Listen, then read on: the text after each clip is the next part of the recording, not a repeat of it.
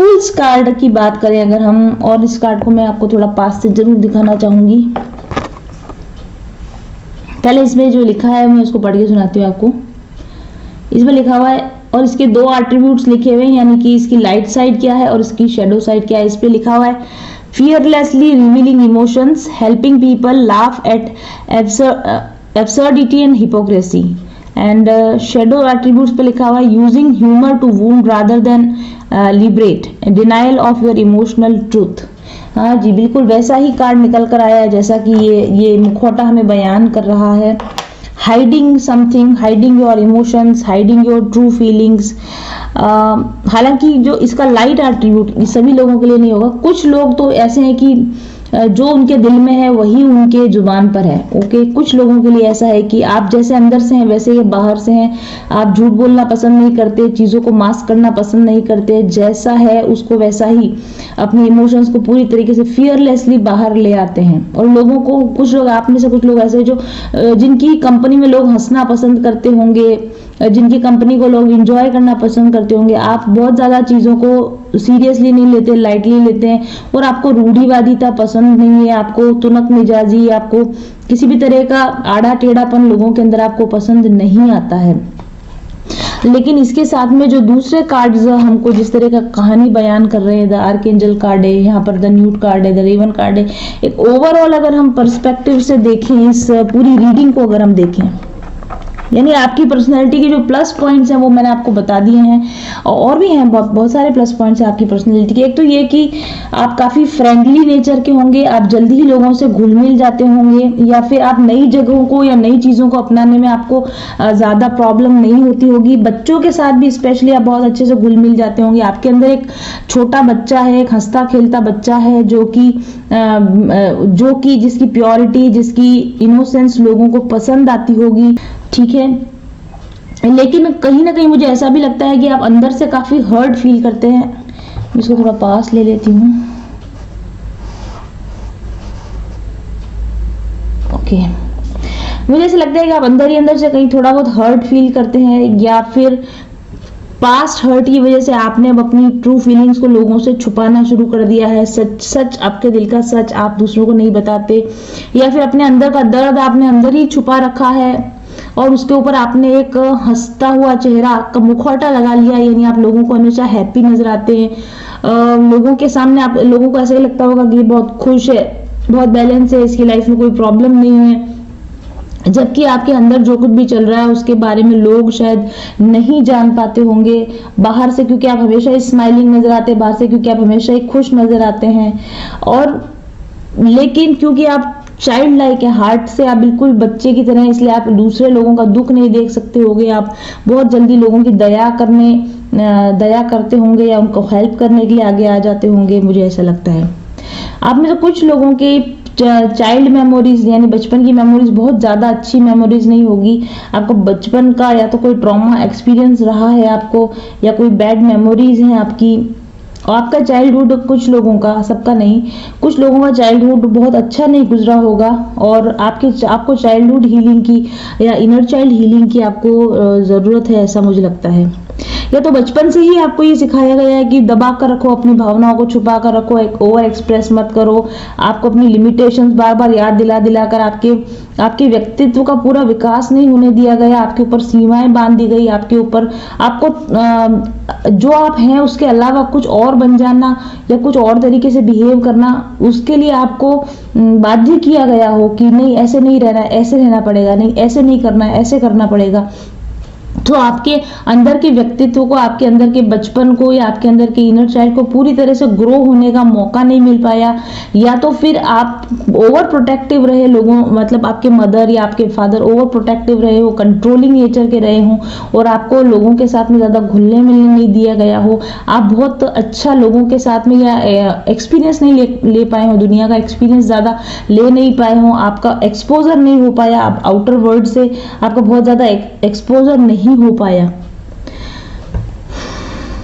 और कहीं ना कहीं कुछ लोगों के लिए ये भी पॉसिबल है कि क्योंकि रेवन कार्ड भी है हमारे पास, तो आप, क्योंकि आपको एक्चुअली प्रैक्टिकल नॉलेज नहीं है दुनिया की, एक्चुअल प्रैक्टिकल नॉलेज ना होने की वजह से कई बार ऐसा भी होता है कि आपको समझदारी का मुखौटा ओढ़ना पड़ता है। जो चीजें आपको, जो जिन चीजों की आपको नॉलेज नहीं है या जिन चीजों की आपको आदत नहीं है कि मुझे ये भी आता है, या इस तरह का कुछ समथिंग कि आप जो नहीं है वो आप बाहर निकाल कर लोगों के सामने ला रहे हैं। और ऐसा भी कुछ लोगों के लिए पॉसिबल है कि आपके अंदर का जो कड़वाहट है, आपके अंदर की जो दबी छुपी हुई भावना है, वो कहीं ना कहीं व्यंग के रूप में या कड़वी शब्दों के रूप में या फिर लोगों के सामने आप इस तरीके से कभी कभी हार्श हो जाते हैं, या मजाक आप कहते भले इसका उसको ऐसे होंगे कि मैं मजाक कर रहा हूँ, या तो मैं तो केवल हंसी मजाक के लिए मैंने बोल दिया, लेकिन आपके अंदर की कड़वाहट जो होती है ना, कई बार बाहर निकल आती है, आपकी ओरिजिनल कड़वाहट बाहर निकल आती है।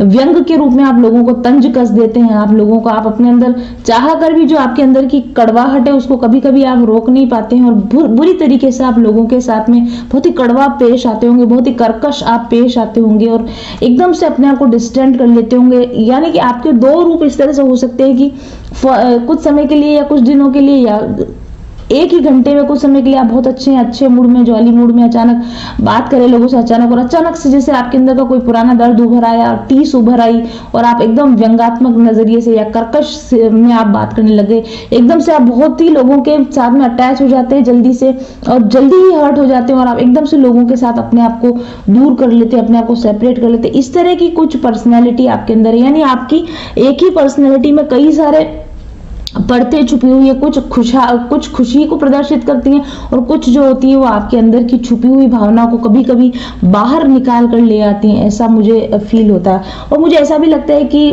मून साइकिल के साथ में, या फिर जो आपके ग्रहों की नक्षत्रों की जो साइकिल होती है उसके साथ में भी आपके मूड काफी चेंज होते रहते होंगे, इसका मुझे ऐसा भी लगता है। और कई बार आप लोगों के साथ कनिंग बिहेव भी करते होंगे, आप जिन लोगों ने आपको शायद पहले परेशान किया है उन लोगों के साथ में आप माइंड गेम भी खेलते होगे, या आप कनिंग बिहेव करते होगे, उनको टारगेट करके उनको कुछ कड़वा बोलते होगे, या उनकी प्रेजेंस में दूसरे लोगों को कुछ ऐसा बोलते होगे, हिंट देते हैं कि मैं आपको, आप जो कहना चाहते हैं वो दूसरे शब्दों में आप लोगों के सामने पहुंचाते होंगे। इस तरह की आपकी पर्सनैलिटी मुझे यहाँ पर नजर आ रही है, क्योंकि अंदर से आप काफी भयभीत हैं और आप डायरेक्ट कन्फ्रंटेशन से बचते हैं, डायरेक्ट सीधी लड़ाई से आप हमेशा बचते रहे हैं, इसलिए आप हमेशा साइड वे चुनते हैं, टारगेट करते हैं लोगों को, अपनी बातों के बाणों के जरिए, व्यंग बाणों के जरिए आप लोगों को आहत करने की कोशिश करते हैं, क्योंकि अंदर से आप डरे से हमें बच्चे की तरह हैं, आप डायरेक्टली कन्फ्रंट नहीं कर सकते, आप सीधे सीधे अपनी बात नहीं कह सकते हैं।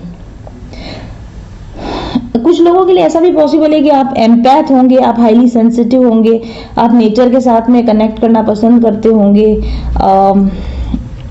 लेकिन फिर वही बात है कि आपके अंदर बहुत इमेच्योरिटी है, आपके पर्सनैलिटी में बहुत इमेच्योरिटी है, आपकी पर्सनैलिटी में मैच्योरिटी की अभी कमी है, अपर्याप्त अनुभवों की अभी आपको कमी है, और पर्याप्त एक्सपोजर अभी आपको नहीं मिल पाया है, ऐसा मुझे लगता है। और इसीलिए आपके लिए जो कार्ड आया ना, गेट ग्राउंडेड कार्ड आया, आपको अभी मैच्योर होने की जरूरत है, ग्राउंड होने की जरूरत है, आपको मेडिटेशंस करने की जरूरत है, आपको अपने सेल्फ के साथ कनेक्शन में आने की जरूरत है, ऐसा मुझे यहाँ पर लगता है। और अगर आपने अभी किसी को कुंडली वगैरह दिखाई हो कभी अपनी, तो आपके एस्ट्रोलॉजिकल चार्ट में भी ऑब्स्टेकल होंगे, बाधाएं जरूर से होंगी कुछ, जिसकी वजह से आपका नेचर इस तरह का आपका नेचर बन पड़ा है।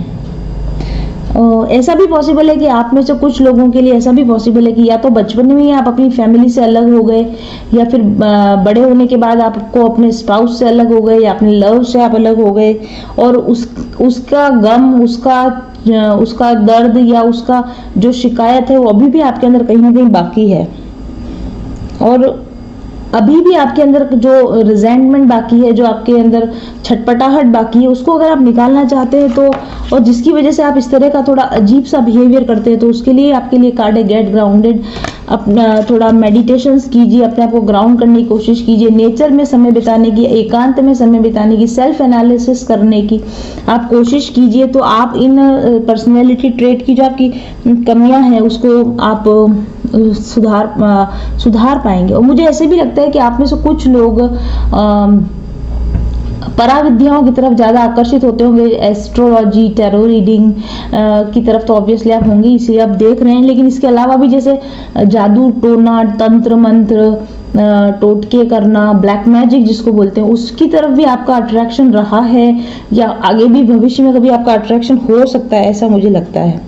मतलब अगर आप अपने आप को गुड स्पिरिचुअल प्रैक्टिसेस के साथ कनेक्ट नहीं करेंगे तो हो सकता है कि आगे भविष्य में आप bad spiritual practices, bad practices के अंदर भी कभी इन्वॉल्व हो सके, इसकी चांसेस हैं। इसलिए जैसे कि ये है ना रिचुअल्स इस तरह के जो आदिवासियों वगैरह में होते हैं, टोने टोटके रिचुअल, ऐसी किसी तरह की विद्या आपको अपनी तरफ आकर्षित कर सकती है। इसलिए आपको सावधान रहने की जरूरत है और आपको स्पिरिचुअलिज्म के साथ कनेक्ट होने की जरूरत है। आपको अपने इनर चाइल्ड की वुंडिंग ठीक करने की जरूरत है और आपको अपने अंदर की कड़वाहट को ठीक तरीके से एड्रेस करने की जरूरत है। लोगों के साथ ज्यादा मैच्योर बिहेव आपको सीखने की आपको जरूरत है। और इस विषय पे अगर आपको और गाइडेंस चाहिए कि आपके अंदर और क्या क्या कमियां हैं, क्या क्या ऑब्स्टेकल है और कैसे उनको ठीक किया जाए, तो आप मेरे साथ में एक रीडिंग बुक कीजिए। आपको डेफिनेटली फायदा होगा क्योंकि हम इसी विषय पर और डीप में आपकी स्टडी कर पाएंगे।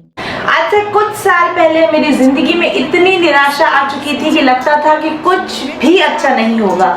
मैं सोचती थी कि क्या करूं कि सफलता पा सकूं, खुशियां पा सकूं, और मैं बहुत भटकती रही वो आनंद का मार्ग पाने के लिए।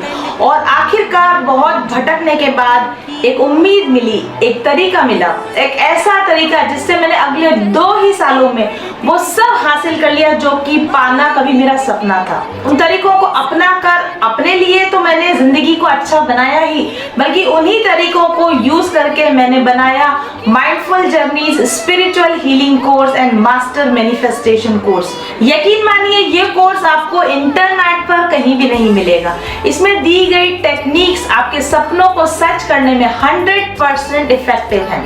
क्या आप भी मेरे लाइफ चेंजिंग प्रोग्राम में हिस्सा लेकर सफल और खुश होना चाहते हैं? तो स्क्रीन पर दिए गए नंबर्स पर अभी व्हाट्सएप कीजिए और कोर्स की डिटेल जानकारी लीजिए। इससे कोई फर्क नहीं पड़ता कि इस वक्त आप कहाँ हैं, आप क्या कर रहे हैं, या आप कितने दुखी हैं, उदास हैं, असफल हैं और निराश हैं। बस एक डिसीजन लीजिए, अपने कंफ्यूजन से बाहर निकलिए और पूरे विश्वास के साथ ज्वाइन कीजिए ये कोर्स। मेरा बनाया हुआ ये हीलिंग कोर्स सिर्फ एक कोर्स नहीं है, बल्कि आशा की सुनहरी किरण है जो आपके जीवन के अंधेरों को हमेशा के लिए खत्म कर सकती है। इस कोर्स को इस समय यूनिवर्स आपके सामने लाया है क्योंकि आप भी ये जानते हैं कि आप इस गुमनाम जिंदगी को जीने के लिए नहीं बने हैं। आप एक बेहतरीन लाइफ के हकदार हैं क्योंकि आपकी प्रार्थना अब स्वीकार हो चुकी है और ये कोर्स उसी प्रार्थना का नतीजा है। ये कोर्स एक डिवाइन हीलिंग गाइडेंस है आपके लिए। पारस होता है ना, मैम एक तरीके से पारस हैं, और जैसे ही उन्होंने हमें टच किया, हमसे जुड़ी, मतलब हम उनसे जुड़े, हमारी लाइफ भी अच्छी होने लग गई। अब मैं भक्ति की एंजल है। ईश्वर ने उन्हें चुना है कि जिस चीज को हम नहीं देख पा रहे वो हमें दिखाए। तो अगर आप भी अपने लाइफ में कहीं ऐसा स्टक फील करते हो और चेंजेस लाने की कोशिश कर रहे हैं पर चेंजेस आप ला नहीं पा रहे हैं, तो आप डेफिनेटली मैम के हीलिंग और मैनिफेस्टेशन कोर्स के साथ एक बार जुड़िए। मैम का जो मैनिफेस्टेशन कोर्स है तो उसका रिजल्ट बहुत ही अच्छा है क्योंकि मैम इसमें जो टेक्निक सिखाती है वो स्टेप बाय स्टेप सिखाती है और हमारे जो मैनिफेस्ट किया है उसको कैसे अचीव करना चाहिए, कैसे कर सकते हैं, ये बहुत ही खूबसूरती से हम यहाँ पे सिखाती थी। जो लाइफ में बहुत पॉजिटिव चेंजेस आए, मेरे को बहुत फाइनेंशियल बेनिफिट्स हुए हैं, प्रोफेशनल ग्रोथ हुई है और अंदर से अब बहुत शांति का अनुभव करती हूँ। बिकॉज कितना सपोर्ट करती हैं वो अपने सारे कैंडिडेट्स को। लाइफ में एक मेंटर होना बहुत ज़रूरी है और वो मेंटर अगर मैम के जैसा है तो आपकी लाइफ चेंज होनी ही होनी है। नमस्ते, खमा गनीसा। गुंजन विश्वकर्मा ने आपकी ही यूट्यूब पर जब मैं आई थी तब मुझे उसने एक ब्रेसलेट दिया था, तो मैंने ये गुंजन का जो चक्रा हीलिंग का 7 चक्रा हीलिंग का जो ब्रेसलेट था मैंने उसको वियर कर रखा था। थैंक यू अगेन गुंजन, तहे दिल से शुक्रिया तुम्हारा कि तुमने मुझे उस वक्त अच्छे से गाइड किया। का सबसे बड़ा जो चेंज शुरू हुआ वो तब हुआ जब मैं उनके चैनल से जुड़ी। और अभी जिस सफलता की मैं ऊंचाई पर हूँ वो उसके लिए मैं पूरा का पूरा श्रेय देती हूँ अपने गुरु को, मास्टर्स को और मैम को।